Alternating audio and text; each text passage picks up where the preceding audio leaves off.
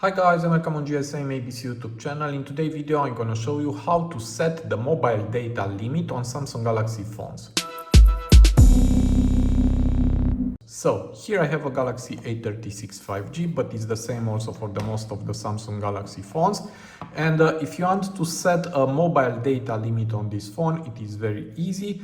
For that, you need to go here in the top to the quick access panel, and here we have the mobile data icon. Just press and hold on it.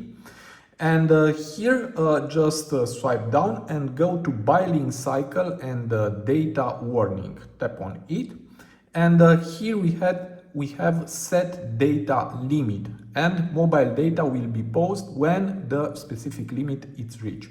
Just tap here to enable this feature, and here you can set the data limit. Now we have 5 gigabytes, but you can modify it. You can put, for example, 500 gigabytes, and then just tap set.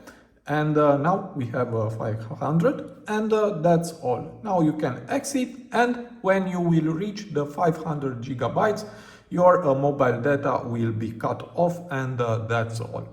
So please let me in the comment area what do you think about this feature and how it's working for you. And I also hope this video to be useful, and see you to the next. Have a nice day.